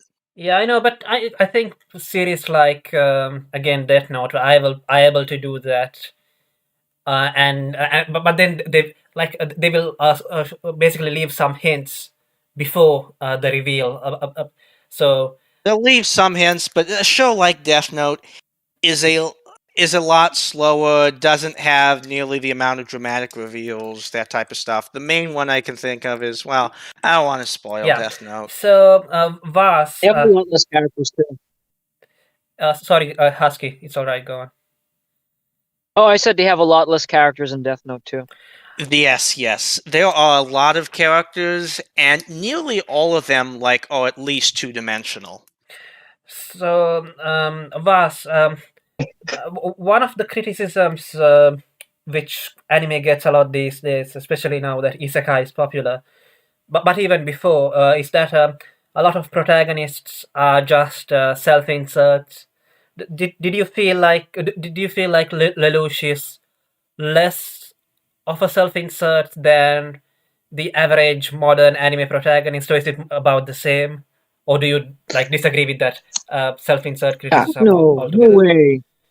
Yes, I mean, it's like night and day. Obviously, the self-insert trope wasn't popular back then, or at least it wasn't normalized. So yes, obviously, it wasn't a trend. It wasn't a trend, basically. Yeah, and even now, it's sort of dying down. I mean, if you look at a lot of critically acclaimed anime that has released recently, they don't really have the typical useless self-insert protagonist. Re:Zero is like that, yes, but most of the things that I've seen recently, even Isekai, it doesn't fit into those tropes. Like, think about Soma Spider, So What? It doesn't really have a useless self-insert protagonist. It's the characters are pretty capable by themselves. So it's sort of dying down. And because I think I'm going to leave for now. One last note before I'll waste your time for 1 minute more. Go ahead. Because at the time that Code Geass was airing, the comparison with Death Note was, of course, the most popular thing. They are quite different characters. Obviously, they're both supposed to be smart and cunning and have psychopathic traits and so on. But essentially, Death Note's protagonist is a criticism of high modernist Japan society, where you have this culture of liberalism and meritocracy that sort of stifles the individual. And you see this right from the first chapter of the manga, where Light is like, I'm so incredibly bored by everything that is going on around me. And, Death Note gives him the ability to do something more. Code Geass isn't like that. It's more of a criticism of, about the age between the Age of Enlightenment and early modernism, where social Darwinism, of course, was all the rage, and how that gave birth to the liberal inception of the state, basically. It's like it's almost stated outright where Lelouch founds the United States of Japan, which is it's a reference very to on the nose. Yeah, very on the nose. It's a reference to the ideals of the French Revolution and the American Revolution and its constitution. So, that's why I think they're quite different characters. I think they would hate each other if they were, in the same world somehow. Yeah, we would fucking hate each other. I bet that there's some fan fiction about that. Oh, I'm sure. There's plenty of fanfics about that. I will Hey, boss, say... are you the Faustian guy? The what? Are you the guy who made a comment about Faust and stuff? No. About how anime was like... okay, it's not him. Never mind. No, I don't think so. So that's my take. I will say Lelouch is something of a self-insert protagonist. Like, he is very much supposed to be what, like, the above-average intellectual kid in school thinks he could make of himself. But at the same time, Lelouch is also a very well-drawn character. He does have all these interests, passions, flaws, etc. He has all these dynamics to him that makes it so that not only is he interesting and likable, but he does have a lot of depth and facets to him. I can't see Lelouch as a self-insert, because a lot of these self-insert characters are just they feel kind of empty for you to project yourself onto. Yes. Lelouch has too many characteristics to for the average loser, if that's what we're going for. Well, for the average loser to project that's onto. the thing. When you're talking about self-insert, you also have to think about who is self-inserting into this, because it's like for a certain demographic. With Isekai, it's mostly the idea of this is the loser that's down on his luck, self-inserting into that guy in the Isekai show. In this case, it's more like this is the gifted student self-inserting into Lelouch, saying, yeah, I could do that. I agree completely with that. I mean, basically, if you look at all the people who really enjoyed both Code Geass and Death Note, because they basically speak to the same demographic, they are people who think of themselves as that sort of person. You know, I am young, I'm intelligent, but because I am young, I don't have any power. If I could somehow have the power, I would set everything on fire and make it better. Yeah, that and Lelouch and Code Geass very much appeals to that impulse. What were you going oh my to gosh. say, Yuko? This would be Napoleon's favorite anime, wouldn't it? Oh yeah, it would. But at some point, when does something become a self-insert, and when does it just become a simple genre? A simple series that's tailored towards a certain group of people. Well, I think they mean by self-insert is like the generic mastermind. Like he plays chess, he uses chess references, and like he like on paper it's kind of generic. So that like someone might be a midwit, but they might see themselves as like some genius or something, and they'll watch this show and like fantasize about how much they relate to a Lelouch or something like that. Yeah, he's just like me. I like to play Rome Total War too. Yeah. I see. Thought Agent has posted the worst character in the series. I would agree with him. Would you agree with him? What was her name? Nina or something? Oh, Nina? Yeah, no one likes Nina. Nina the table humper. I will be the contrarian again. I will be the contrarian again. Like, she is... Let us speak. Oh. Sorry. Okay, like literally, legitimately last point this time. The scene where Nina is being creepy and like basically masturbates to Euphemia, that's one of the most criticized scenes in the series, I think. I mean, besides all the other stuff, but that's yeah. The point of Nina is that she's obsessed and she's crazy. That's the whole point. That's her character arc, and yeah. She goes from the gifted student to the crazy obsessed student to the student that does something incredibly awful because she's obsessed and then trying to atone for it. So I think she's quite an enjoyable character for that reason. There is a lot to her. There's more to her than just the memes. Yeah, from that perspective, yes. And I think she's also useful as a character where she serves as a surrogate for, okay, what does a person that completely buys into Britannia's ideology, what are they like? And that's very much Nina. She is like completely horrified by the presence of the Japanese. I'm sure by nature, like the Japanese probably are more populate more crime-ridden areas and commit more crime in this case. Probably more so due to their circumstances. And because of that, Nina does naturally have this like big paranoia against the Japanese. And the dividing line between legitimate fear and paranoia can be a blurry one. But obviously in Nina's case, it's pretty much paranoia. Yeah, I don't know. I would be hard pressed to think of a worse character. That's what I was saying. She does do some like pretty like stupid stuff. Like there's at one point she wants to speak with Euphemia, and so she just sort of runs out. She sort of runs out in front of a car, and then she, obviously the guards are sort of beating her up. Yeah, and that's also sort of growing up in this environment. She would understand how, like, how you don't run in front of like royalty.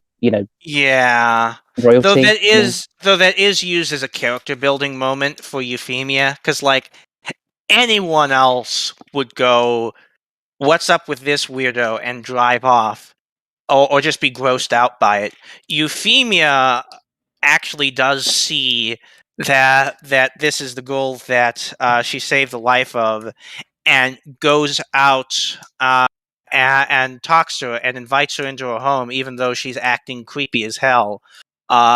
It's very much meant to show how incredibly, stupidly empathetic Euphemia is, and that she and she cares deeply for everyone. I kind of like found a a white bit. liberal. Yeah, yeah, Husky.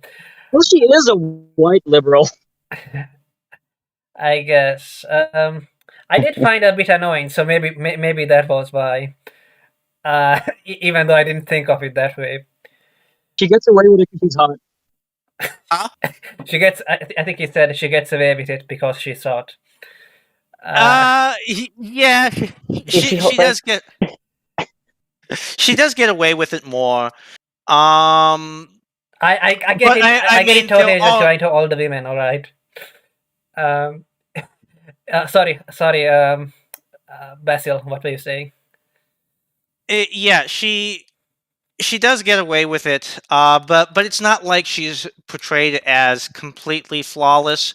They do portray that she has this impulsive streak that does get her into trouble. She just sort of does what she wants. I mean, you could say she's a little bit of a Mary Sue in that the story seems to usually approve of her impulsive acts. But at the same time, I tend to view Mary Sue more in terms of like, Yeah, I is don't this think. character never punished for their Yeah, acts, exactly. and does everyone just adulate them Yeah, for it? she's not a Mary And Sue. that's not the case with Euphemia. Yeah, I don't think anybody She thinks she is. people do criticize her for what she does. She does face consequences for what she does. Yeah, she does. etc. I mean, she does, but it's still idiotic. Yeah, like getting Geass and Yeah. So, I guess. Geass the Jews. Yeah. Oh my god. Yuho, do you have any points you want to make? Given that you didn't speak much, I wasn't able to get you to speak much. Yeah. Not really. About the worst characters, I would say that yeah, it'd be between her and Suzaku personally, but yeah, other than that, and I don't really have too much else to add. I see. You know, I have an interesting thought about Suzaku. If you were to take the anime of, if you were to take Code Geass and just explain each character, go back 100 years in Japan and talk about the character of Suzaku, I'm pretty sure that people would talk about him more glowingly than they do today. I don't know about that because Really? the thing is, because the thing is, Suzaku, no matter what way you spin him, he's a traitor to his homeland. That's what he is. He is a Spinzaku. He is a open collaborator with a regime that hates the Japanese people. And I think if you went back 100 years, people would really despise him for that. Now, in terms of like being rules oriented, you're correct. They would admire him for that. But at the same time, they'd go, this guy has it wrong. His homeland takes priority. The fact that he's like supporting whoever theoretically just happens to have stately authority, but in reality is not our people, he's on the wrong side. He's treasonous. He's betraying his own people. He doesn't have his priorities straight. I mean, and they. What about him killing his father? Yeah, he's very hypocritical because he talks about how killing's never the answer and all that, and then he killed his own father. Well, that is partially guilt off of that, and you could say the complex is because of that. But you could debate that was actually bird's eye view the correct choice. People do talk in the show how one of the reasons Japan has such resistance movements still going is because Japan surrendered early, and so a certain amount of its military prowess and its leaders were allowed to like fall back, consolidate, and weren't completely annihilated. And of course, it is something of an analogy for Japan surrendering in 1945. Yeah, I guess it basically is. Though obviously, I guess the Britannians have like the opposite values of the Americans. So on what we're going to say, There was this Husky. really there's an interesting scene with what's his name, the retard, the journalist guy. Detard, yeah, it's a stupid name.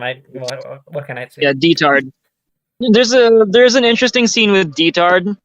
I keep trying to quote it. I don't even remember the episode anymore, but it has something to do with one of the characters telling him, "Hey, are you sure what you're reporting is accurate?"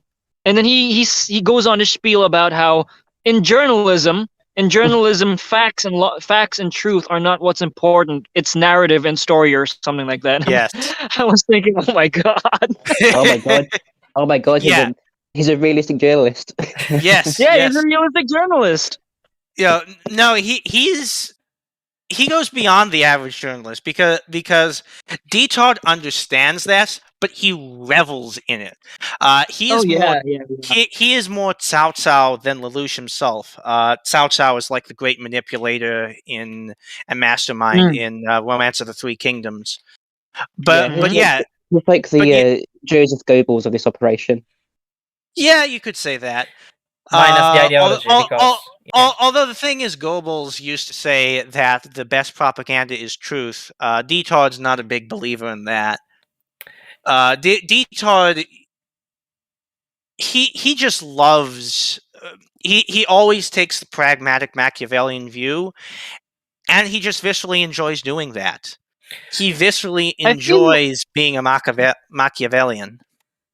I feel like a lot of his journalistic whatever, the things that he does, it's as if he does it for the art of it rather than because his whole shtick is I want to create this great story. Yes. So I think he feels to me like more of this. He feels to me like more of this kind of artsy fartsy guy who's trying to pursue this gigantic grand project rather than some Machiavellian character or whatever. Maybe he does Machiavellian things, but ultimately his pursuit is pretentious artsiness.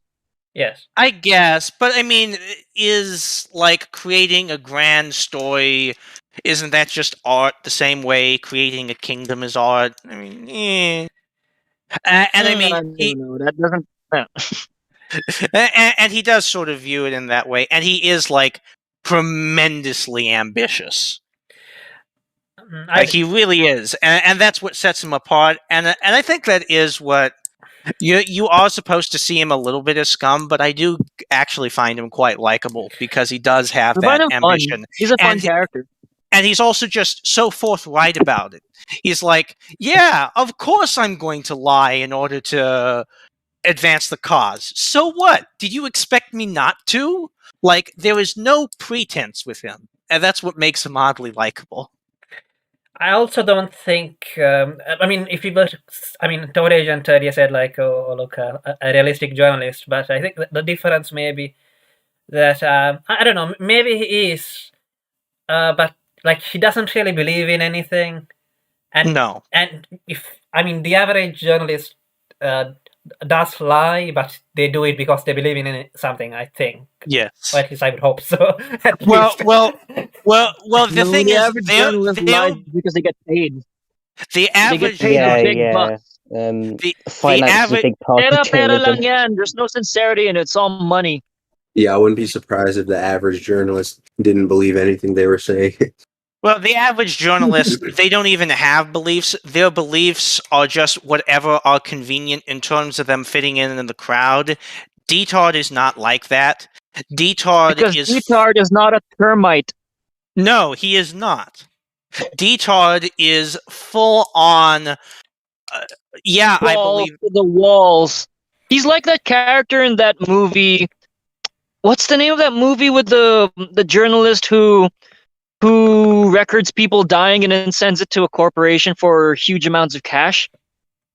No idea. I haven't heard of that. Nightcrawler, I think, is the name of the movie. Oh yeah. It's a pretty cool movie. But yeah, he's like that guy, but times 100. So I mean, he doesn't murder anyone like that in the show, but he he is that sort of that guy who he does want to make himself famous. He does want to make a name for himself, just like Lelouch does.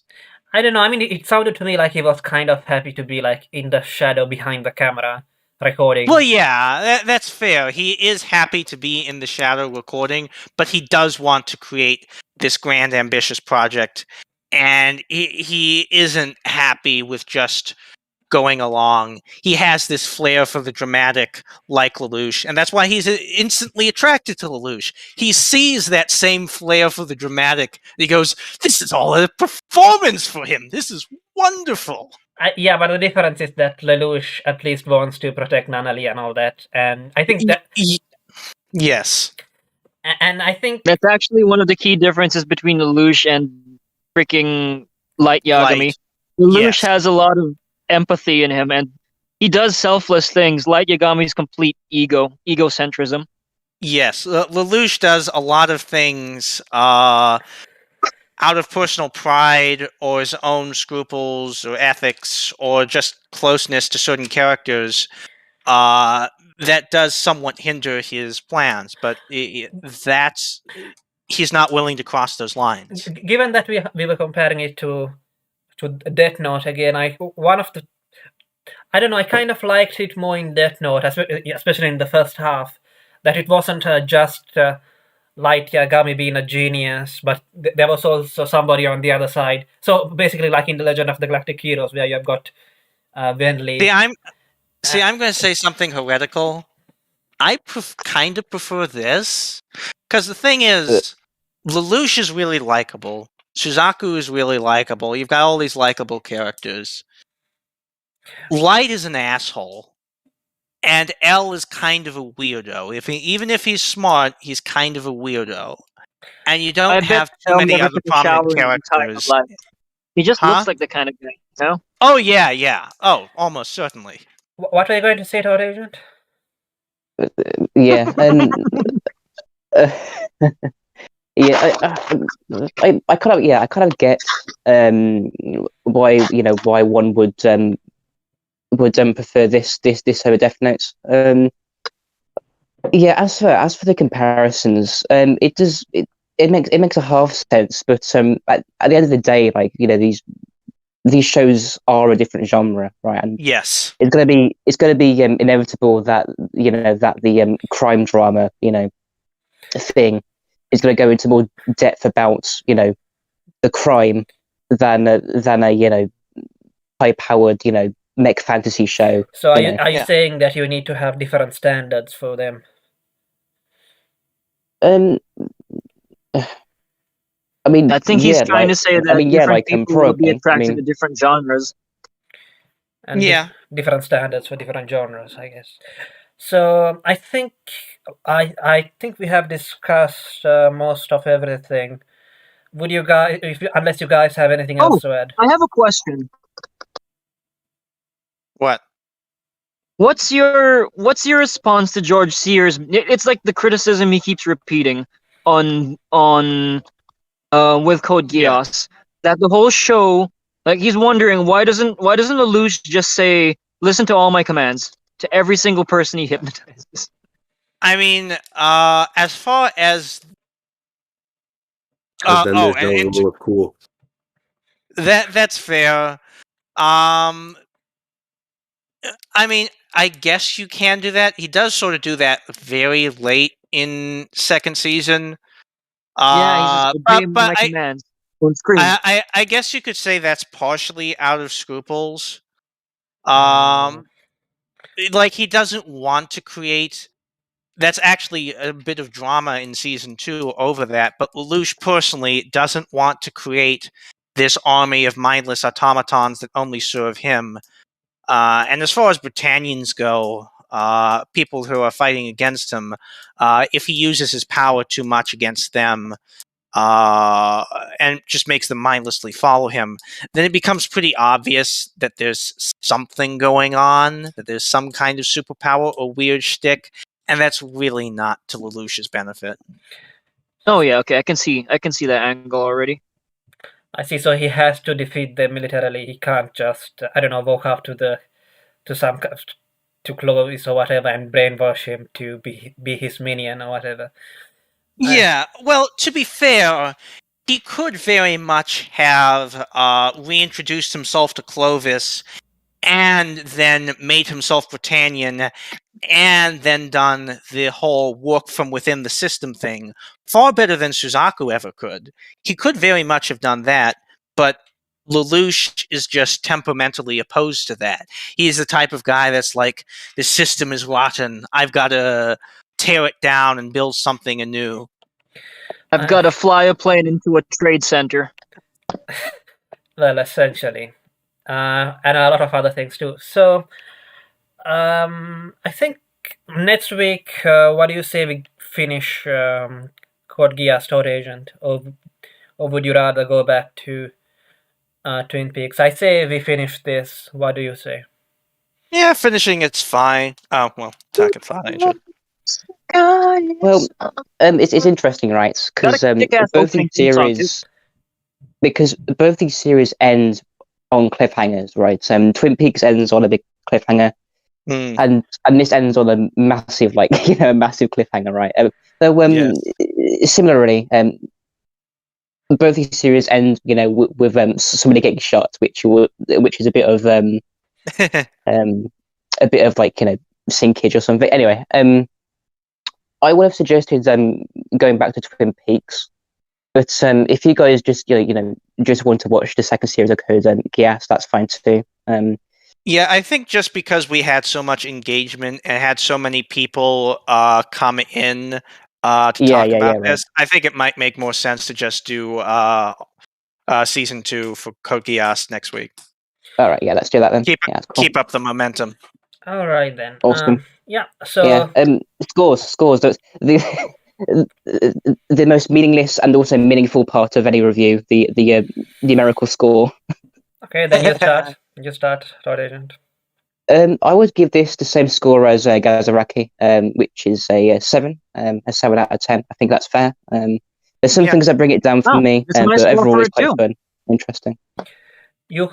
That's my score for 2. I give it a 7. It's a really fun ride. It is, yeah. Yuko? Yeah, what's your score, Yuko? I would say probably like a 5. Right. Jeez. And Sieg? Yeah, I'd give it an 8. I mean, you could argue it should maybe be closer to 7, but I don't know. I just... It's such a fun show. It really is. I can see why you give it an 8, man, honestly. All right. It's got fun characters, the mechs look cool, the action scenes are great, the fucking opening theme songs are great. The strategy, even if it can get retarded, at least they put some effort to make it look pretty cool. Oh, yeah. And the strategy... The girls are hot. It's a complete package, man. Yeah, you can't hate it so badly. And the strategy, it dies down towards the end, but I really enjoy how they attempt to make all the mech battles very strategy focused, and it does make sense in the start of the first season. That slowly tapers away towards the end of this season, and it's almost completely gone second season. But I find that really enjoyable because I watch a lot of mecha shows, and you almost never see that in mecha. It's usually just there's a very basic plan, and then you send out the mobile suits, and then they fight, and then they come back. There's also like a big black box with like gold writing on it too. It's kind of interesting. What? That was anyway. Okay. I'm not sure what you're referencing there. Mecha, like the holy, Oh god damn it! That took me a while. It was obviously too high IQ for this conversation. I didn't. To be honest, I didn't get some of the strategies at the start either. But I mean, I could go into some of them, but I think the strategies in the start make enough sense if you're paying attention. Yeah. I see. I did pay attention, but it still didn't make sense. Anyway, my score is 6 out of 10. I think it's above average because at least it's memorable. Yeah. And I think that's fair. So, yeah, I think it's time to get out. If I can figure out.